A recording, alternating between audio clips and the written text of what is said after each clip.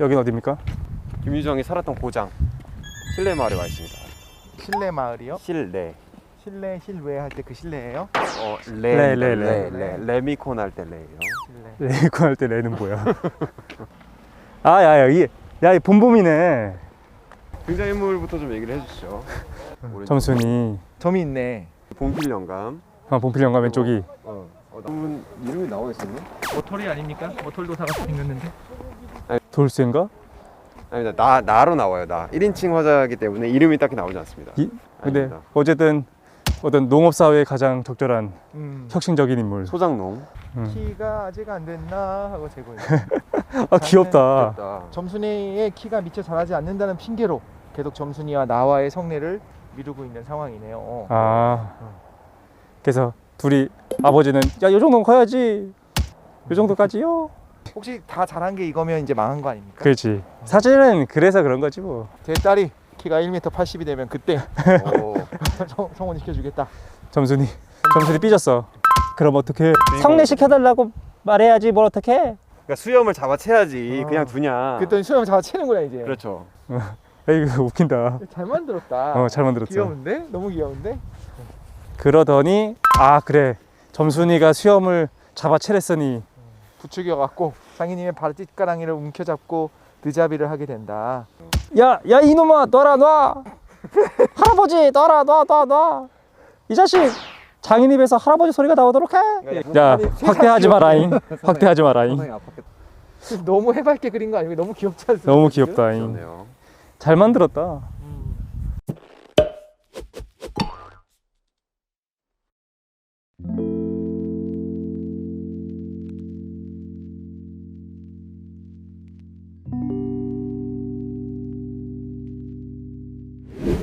이 무대를 빌리느라고 돈이 좀 들었다면서요? 네. 천문학적인 돈이 들었어요. 지금 아무도 안 쓰던 걸 지금 무단으로 쓰고 있는 거 아닙니까? 네. 그래도 여기 둘러보니까 네. 어떻습니까? 원래는 등산을 하면서 김유정이 살았던 공간들을 좀 더 체험해보고자 했는데 그렇게 체험했다가는 파죽겠다라는 생각이 들어가지고. 아까 전에 했던 얘기 좀 마저 좀 해줘봐요. 무슨 김유정의 삶. 그 중에서 그 스토킹과 관련된 좋지 않은 사례가 있지 않았나. 네. 아까 휘문 보통고등학교 나왔잖아요. 졸업하는 해 원래는 고향에 내려가려고 그랬어요. 바로 큰형이 재산을 좀 탕진하고 있었을 때여서 그거를 상의하고 좀 어느 정도 좀 받아오고자 계획을 갖고 있었을 때였어요. 근데 어느 날 목욕탕 앞에서 운명적인 한 여성을 만나게 됩니다. 이름하여 박녹주. 당시에는 기생이었죠. 명창으로 알고 계신 분인데 박녹주라는 분은 그분한테 첫눈에 반하게 됩니다. 절절한 연모를 드러내게 되죠. 정확한 내용 잘 모르는데 네. 만나달라 편지 쓰고 네. 그 안 만나주니까 이제 막 협박하고 네.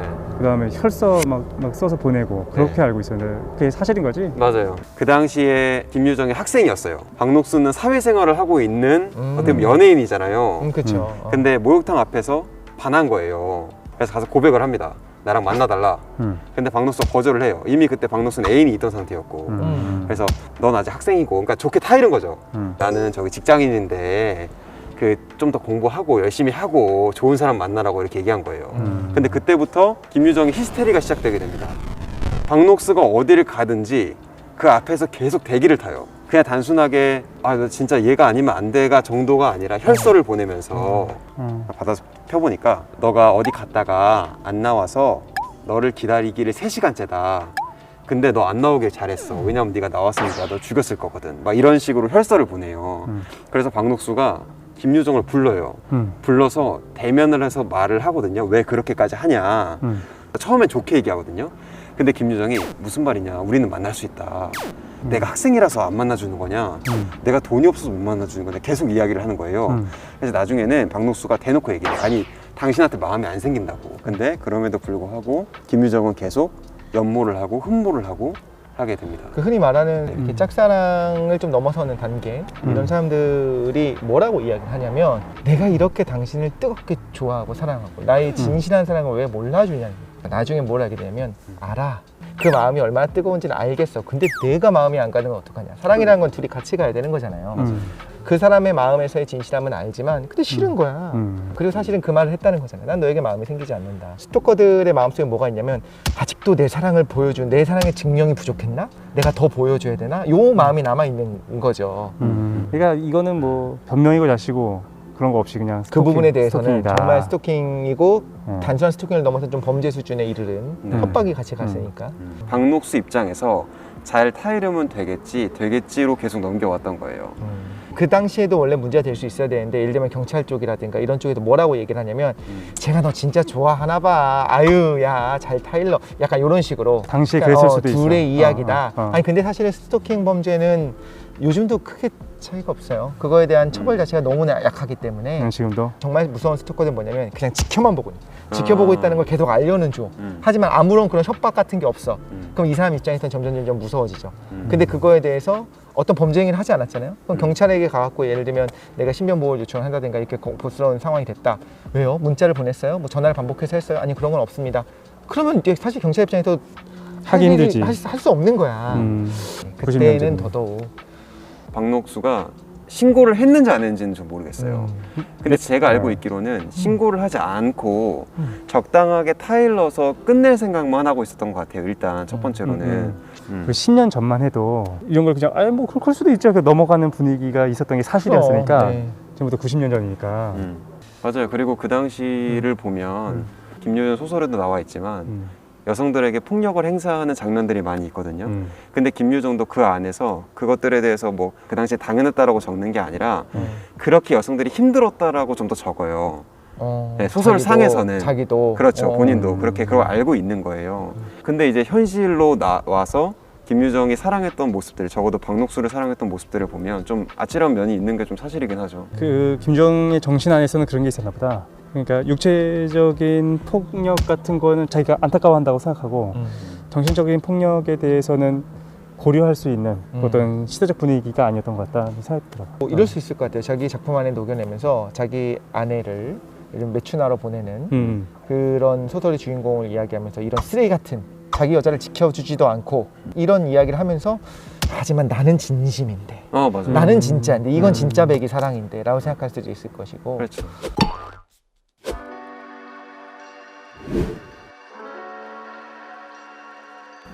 현대적 관점에서 어쨌든 현대적 관점이고 자시고 인간이라는 존재, 여성이라는 존재 인류 보편의 입장에서 봤을 때 문제가 된다 라고 볼 수도 있고 반면에 어떤 분들은 시대를 비중을 많이 줘가지고 시대적 분위기에서는 그 정도는 뭐 큰 범죄가 아니었다 이렇게 보려고 하려는 사람들도 있을 거예요. 그죠? 내가 궁금한 건 그거예요. 김유정이 그 얘기를 정보를 알게 됐을 때 어떤 생각이 들었었냐면은 야 그러면 김유정에 대한 소설이나 그 작가로서의 그 삶 전체가 좀 다시 보이게 되는 거야. 아 이런 사람이었구나. 네. 어쨌든 현대적 감성에서 놓고 봤을 때 좀 납득하기 어려운 부분들이 있는데 그럼에도 불구하고 그의 작품성, 그 작가로서의 그거를 높게 평가해주고 이런 게 타당한가? 다른 예를 놓고 보면 요즘 와서 우리가 예전 작품들을 못 보는 것들이 많잖아. 미투 운동 이후에 네 있었죠. 나 대학교 때는 이제 교양 시간에 기본적으로 뭘 배웠어야 되냐면 김기덕 영화를 보고 오게끔 했거든. 그거에 대해 막 레포트도 쓰고 막 했던 것 같아. 네. 다들 존경하는 분위기고. 근데 지금 와서 김기덕의 영화를 보기는 어렵잖아 지금. 사회적이거나 개인적으로도 이걸 볼 수 없다는 생각이 들거든. 어쨌든 영화계든 문단이든 아니 연예계든 지금 우리는 지금 그래. 개인적이든 사회적이든 이 사람의 문제점이 드러난 경우에 이런 거에 대해서 어떻게 생각하는지 두 분은 사실 좀 궁금했습니다. 그러니까 어떻게 평가를 해야 되냐는 거. 작품 따로, 그 작가 따로. 만약에 그의 삶이 타당하지 않아서 올바르지 않고 온전치 않았다. 그럼에도 불구하고 그가 만들어낸 결과물이 좋다고 한다면 그게 추천할 수 있는 것인가? 난 이거는 정말로 그냥 내가 궁금해서 그래요. 비슷한 게 막 떠올랐어요. 예를 들면 우리가 정치인의 도덕성에 대해 어디까지 허용할 수 있을 것인가, 사생활에 대해서. 그런데 자기의 삶에 어느 정도 그 작품 안에 녹아 있느냐를 어렴풋이 각자 판단할 것 같아요. 예를 들면 정치인은 자기 삶, 자기 생각들, 그리고 그게 은연중에 정치 안에 드러날 수 있다고 봐요. 첫 번째. 그러니까 예를 들어서 뭐 내가 어떤 법안이 발의가 됐는데 그 법안에 반대 의사를 한다든가 그런 거 식으로 건가요? 좀 드러날 거라는 생각이 들고 네. 음악은 그게 좀 적다는 생각이 들었어요. 작곡가들이 작곡을 할 때는 자신의 어떤 사생활과 별개로 그거는 예술로서 자기가 할 거라는, 그러니까 제 느낌이에요 이거는. 분야가 문제예요. 분야가. 그런데 제 느낌엔 문학이 과연 그게 떨어질 수 있느냐라는 생각이 드는 거예요. 그런데 이제 과학적 연구를 우리가 정말 그건 별개로 생각을 하잖아요.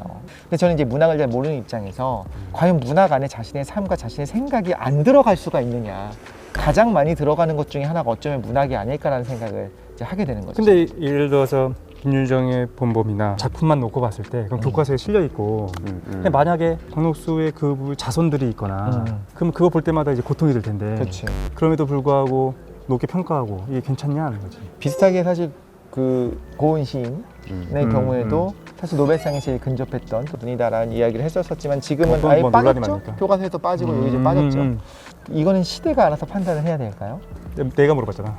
그러니까 이렇게 내가 대답을 했는데 이렇게 캐묻잖아. 그러면 최 사장님이 나한테 어떻게 하는지 알아? 모른다고 이러면서 계속 때려. 그러니까 제 생각이에요. 그냥 내가 문학을 모르기 때문일 수도 있어. 근데 어쨌든 모든 작품 안에는 음악이나 과학이나 이런 걸 제외하고 정치나 아니면 문학 작품이나 어떤 컨텐츠가 들어가는 데 있어서는 작가의 생활 태도, 사유가 반영될 것이기 때문에 쉽게 평가할 수는 없다. 나는 그렇게 될 것 같다라는 거죠. 또 과거의 어떤 뭐 톨스토이의 작품 혹은 뭐그 위대한 개츠비 누구였지? 퓨처제널드 이런 작품들 보면은 이게 왜 위대한지 잘 모르겠을 때가 있거든요.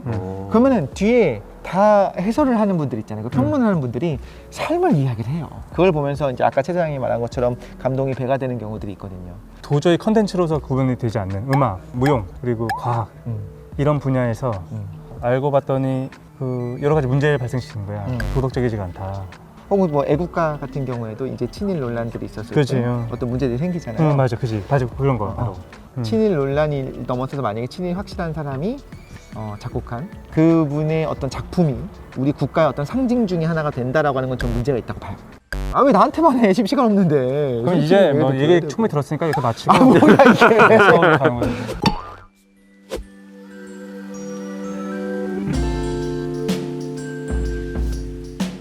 어떻게 슬피다 어떻게 생각합니까? 저는 그 사회적인 시선으로 봤을 때는 독실님 말처럼 엄격한 평가가 들어가야 한다고 생각을 하거든요.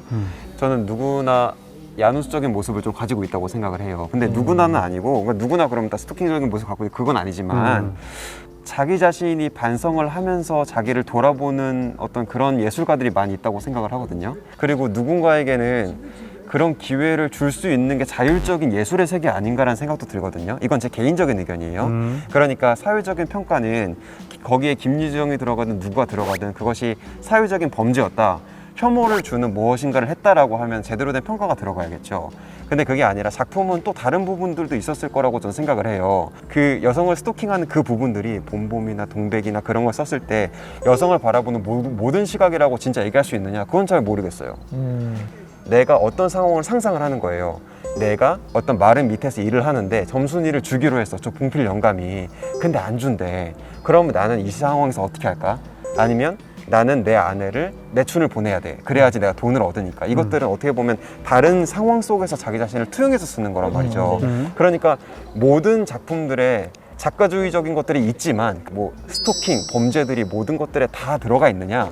그것은 바라보는 사람들의 심리적인 어떤 그런 사유이자 사유의 확장이라고도 생각을 하고, 그래서 사회적인 모습에서는 그거를 손가락질도 하고 명확하게 판단을 해야 되긴 하지만 그것들이 작품을 바라봤을 때 만약에 방해가 되지 않고 작품 전체의 요소들을 볼 수 있다 라고 하면은 그것들을 작품 자체로서 보는 것도 나쁘지 않겠다라는 생각도 저는 개인적으로 하고 있습니다. 정리하면 네. 사회적인 측면에서는 작가의 삶을 고려해서 이 사람을 평가해야 된다. 그렇죠. 하지만 개인적인 측면에서는 그렇게 엄격할 필요가 없다. 그 히틀러의 나의 투쟁을 읽거나 아니면 이완용이 썼던 뭐 글들을 읽거나 네. 그런 거는 뭐 전혀 문제가 되지 않는다. 이런 것들이 저희 목을 좀 쥐어오는 것 같은데. 주체 사상을 펼쳐본다거나. 최 사장님도 뭐 공산당 선언 같은 거 공산 선언은 아닙니다. 70년대에도 그런 얘기 하셨겠습니까? 그러니까 나 그 생각이 드는 거야. 70년대다. 그러면은 이거는 뭐 개인의 어떤 성적인 자유에 대한 거나 아니면은 뭔가 좀 더 이제 급진적이거나 좌익적이거나 그런 것 전체를 사회적으로 억압시켰을 거 아니야. 그렇죠. 그런데 사회적으로는 작가의 삶을 평가하는 것이 타당하다 라고 얘기하는 것은 그러면 우리가 이제 문제를 잘 해결한 것인가에 대한 좀 의심이 좀 들긴 하네요. 아까 그런 얘기 하셨잖아요. 누구나 가지고 있는 어두운 면들이 있다. 그래서 그게 이제 드러나지 않았으면 하는 면들이 있고, 물론 그걸 실행에 옮겼는지 옮기지 않았는지는 어마어마한 차이가 있지만, 그래서 성경에 그런 말이 나오는 것 같아요. 여자를 보고 음욕을 품은 자마다 다 가늠한 거나 다름이 없다고 하거든요. 그러니까 기준이 너무너무 높기도 한 거죠. 어떻게 보면 정말 우리가 높은 곳에 봤을 때 어떤 개인의 삶을 24시간 관찰한다? 드러나지 않았을 뿐이지 사실은, 그러니까 이런 범죄적인 게 아니더라도 알게 되면 실망할 사소한 것들이 굉장히 많이 가득 차 있거든요. 최근에 그런 이슈들을 많이 봤어요. 그렇죠. 누군가는 뭐 어때? 어떤 종교인이 예를 들면 저러면 어때? 라고 하는 어떤 이슈가 최근에 있었잖아요. 정말 그걸 옹호하는 분들 입장에서는 정말 아무렇지도 않은 거야, 자신은. 그렇죠. 오히려 더 응원하고 싶기도 하고. 두 부류의 사람들이 전부 다 위선이라고 생각하지 않거든요. 둘 다 진심을 말하는 거야, 자신의 진심을. 그래서 이제 개인에게 어떤 영향을 주느냐라고 하는 건 개인의 판단에 맡길 수밖에 없는 거고, 아무리 내가 정말 이 사람의 작품이 일단 이거 말이 안 되라고 하더라도 작품은 좋잖아 라고 얘기하는 걸 인정해줘야지 뭐 어떡하겠어요. 그럼 최 사장님 그 집에 놀러 갔을 때 나의 투쟁이 꽂혀 있었지만 그래도 뭐라고 하지 않습니다. 이건 팩트임. 집에 나의 투쟁 있음. 그렇구만. 맞는 말 같기도 하고. 근데 또 애매해. 왜냐면은 직접적으로 관련된 피해자들이 남아있다면 개인적인 자유니까 이 정도는 봐도 괜찮지 않는가? 라고 얘기할 수 있는 게 혹시 무지해서 온 것은 아닌가? 그 사람이. 그렇게 우리가 또 생각해 볼 수도 있으니까.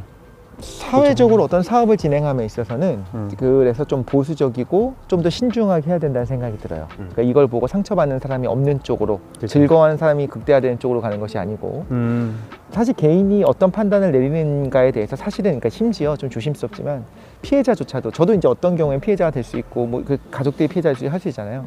모든 종류의 판단을 해서 사회적 말살형을 내리는 거는 또 지나치다는 생각이 사실 들기도 해요. 이 부분에 대해서 분명히 잘못된 거에 죄를 물어야 되고, 근데 왜 피해자들이 그렇게 분노하느냐? 판결이 공정하지 않다고 느끼니까 그런 거예요. 근데 제대로 된 공정한 판결이 내려진다라고 하고 피해자가 수긍할 수 있을 정도가 된다고 하면, 예를 들면 예전에 고대 형벌들이 그랬다면 기록 말살형, 살아있지 않았던 것처럼 살았었던 모든 종류의 기록을 다 없애버리는 그런 것들. 뭐 예전에 소련에서도 그렇게 하고 북한도 그렇게 하잖아요. 숙청해버리고 사진도 지워버리고 하잖아요. 그렇게까지 하는 게 더 이상한 거죠. 결벽증적인 사회. 그렇죠. 그 사회가 이상한 사회잖아요. 여러 가지 생각이 드네요. 어떻게 생각해요? 분리할 수 있어요? 나 정말로 모르겠어서 물어본 거야. 그러니까 예를 들어서 뭐 이거는 좀 다른 문제긴 한데, 범죄적이지 않더라도 그 일본과의 어떤 경제적 마찰 때문에 네. 일본 제품에 대한 불매 운동을 하잖아요. 근데 사실 여기는 범죄적인 게 포함되어 있지 않지. 근데 또 좀 더 깊이 보면 이건 역사에 대한 문제고, 이 피해자들이 남아 있고, 이렇게 더 깊이 볼 수는 있겠지만 개인이 자발적인 취향 자체가 그걸 손을 대지 못하게끔 된 거야.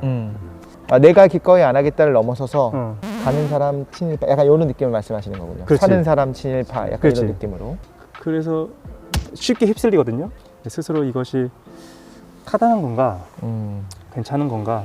최 대장님이 예전에 어떤 얘기했냐면, 그렇게 앞에서 적극적으로 주도하는 사람들이 있기 때문에 그렇지 않은 사람들이 좀 보호받는다는 얘기를 했었어요. 네, 맞아. 그런 얘기 있지. 그러니까 이런 거지. 모두가 너무 시니컬해졌어. 나는 안 살 건데 그렇다고 남은 가는 거는 신경 쓰지 말자라고 하면은 사실 그런 어떤 일종의 운동이 아니게 돼버리는. 불매 운동을 하자고 했지만 불매가 제대로 이루어지지 않았을 때, 어느 정도 이상의 효과가 나타나지 않으면 굉장히 우습게 보여지고, 그러니까. 그렇죠. 국가 전체에 대한 문제가 될 수 있거든요. 그 부분에 대해서는 얘네는 원래 그런 애들이야 라고 할 수 있기 때문에. 그래도 이제 균형이라는 게 좀 중요한 것 같긴 해요. 어느 정도까지는 와 하는 것이 필요할 수도 있다고 하는 견해도 있는 거고, 근데 이게 어느 선을 넘어가기 시작하면 이건 분명히 그게 오히려 범죄적인 요소로 나타나기 시작하거든요. 그렇지. 그래서 앞에서 막 이렇게 적극적으로 주도하는 사람들로 인해 어쨌든 효과를 보게 되고, 그 사람들이 두려워서라도. 그러니까 사실 최 사장님이나 저다 둘 다 혼란스러운 거 잘 모르겠는 거야. 정답을 모르겠는 거예요, 이거 사실. 근데 우리 같은 사람이 뭐가 문제냐면, 초반에 이제 시작할 때 저래야지 하다가 좀 과해진 것처럼 느껴지면 이건 좀 과한데? 이렇게 하면 좀 과한데 하면서. 이거 보시고 계신 분들은 어떻게 생각하시는지 각자 의견 나눠주시면은 더 깊이 한번 생각해 볼 수 있지 않을까? 그건 이거는 생각이 진짜 좀 갑론을박이 많을 것 같다는 생각도 드네요. 어떤 면에서는 그치. 좀 예민한 문제기도 하고. 예민하고. 그러니까 예민하니까 또 사람들이 언급 자체를 안 하는 것 같아. 그런 건 많이 봤어요. 사석에서 만나면 자신들의 이야기를 다 해요. 하지만 공적인 데서는 딱 입을 다물어. 그치. 왜냐하면 너무 오픈된 사회이기 때문인 것 같기도 해요. 그러니까 이 시대에는 하지 못하는 말이 생긴 것도 있어요, 사실. 네. 70년대에 절대 못할 말들, 사회적으로 못할 말들이 있었을 거고. 아니 뭐 박정희 측근이라고 박정희 비판을 안 했겠어요? 했겠지. 음. 하지만 거기선 절대 말할 수 없었던 그 시대에 못하는 그 90년대 말 못하는 것들이 있었겠죠. 우리가 90년대 뉴스룸을 보시면 90년대를 알 수 있습니다. 그지. 2000년대 정말 자유로운 세상이 펼쳐졌다고 하지만 그 안에서도 못하는 말들이 있었고 2020년 현재를 살아가는 우리가 이 얘기는 공론화하기 힘들다. 다음에 한번 다뤄보면 좋을 것 같아요. 어떤 말이라도 무조건 표현의 자유를 줘야 하는가, 이 시대는 그런 시대야 라고 생각하면서 감내해야 되는가. 갑자기 생각나는 일화가 있는데 인력거를 타고 가고 있는데 인력거 앞을 세운 거예요. 김유정이 박노수를 따라갔는데 뭐 이렇게 꺼내더래. 번쩍하는 거 보고 칼인 줄 알았대 처음에. 뭐야 했더니 하얀 몽둥이였던 거예요. 그것도 무서워. 근데 이제 그 김유정이 때릴 사람이다 아니다 이런 거는 모르겠는데 어쨌든 세운 다음에 몽둥이 보여주면서 막 얘기한 거예요. 먹고 내가 가난한 사람에서 안 만나는 거야 막 이렇게. 거의 문제가 있죠. 근데 문제가 있는 사람, 이 정도로 문제가 있는데도 불구하고 그 책에 그 정도 자율성을 부여해준다고? 라고 만약에 저한테 물어본다면 야 이건 문제가 있는데? 문제가 있죠. 라고 하긴 할 거예요.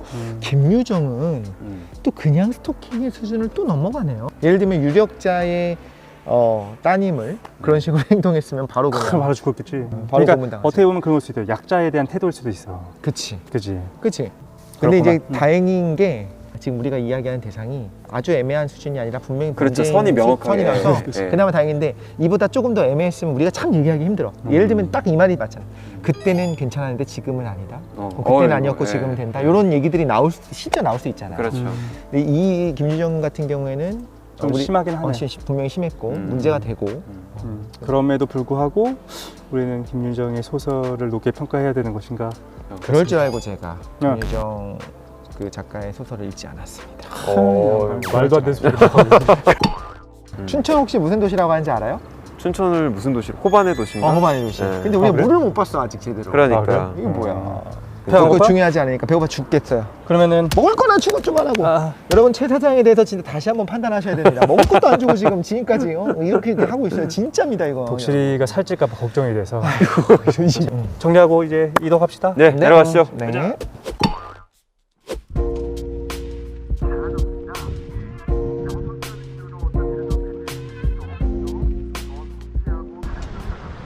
오늘의 인간극장 수리 PD 편.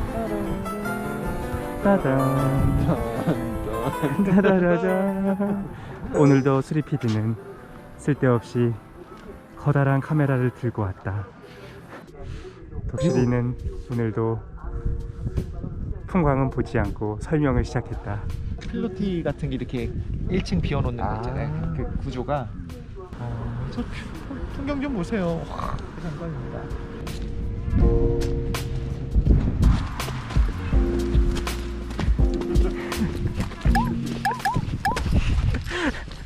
이런 거 카메라 씹어 먹는다고 하는데.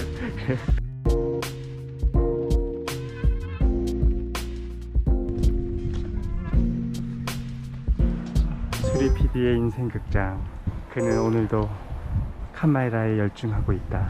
다들 물어보더라고요. 어떻게 하면 PD가 될 수 있는지. 어떻게 하면 PD가 될 수 있을까? 몰라. 모른다고 이러면서 그냥 때려. 이렇게 오늘 무박 1일 일정으로 춘천 여행을 마쳤습니다. 네. 교과서에서만 보던 김유정에 대해서 알아보고 또 재밌게 돌아다니고 너무 좋네요. 그러니까 또 우리가 교과서에서만 보던 어떤 작가 단편적인 모습을 입체적으로 또 조망할 수 있는 기회였기 때문에 좋은 기회가 됐던 것 같습니다. 지난번에 더불어서 이번엔 진짜 네. 가볍게 갈 거야 라고 얘기를 하더라고요. 아니 주제가 가을 MT예요. 그래서 와서 참 나는 이렇게 어떤 작품을 같이 이야기하면서 한 구절 같이 읊어보면서 철길을 따라 걸으면서 그게 좀 낭만적이고 가을을 좀 느낄 수 있는 여행인가 싶었더니 아니나 다를까 약간 감동파괴와 현실을 들어가는 다크하고 딥한 그런 여행이 되었습니다. 그러니까 다행히 그냥 보면서 힐링되고 마지막 가는 것 같습니다. 그러니까요. 저도 좋았습니다. 어제 컨셉이 사장대학교 공문과 가을 MT였는데 놀러 올 기회가 별로 없는데 녹화 핑계 삼아가지고 놀러 와가지고 기분도 좋고 그래서 다음 주에 더 재밌는데 우리 결정해가지고 이것보다 조금 더 가볍게 편하게 안 정해졌나요? 아직 안 정해졌어요. 많은 분들이 좀 그 어디를 갔으면 좋겠다라고 추천해 주셔도 좋을 것 같아요. 여기서 마친 다음에 이제 닭갈비 먹고 서울로 올라가겠습니다. 네. 그러면 다음 시간에 뵙겠습니다. 네, 감사합니다. 감사합니다. 안녕.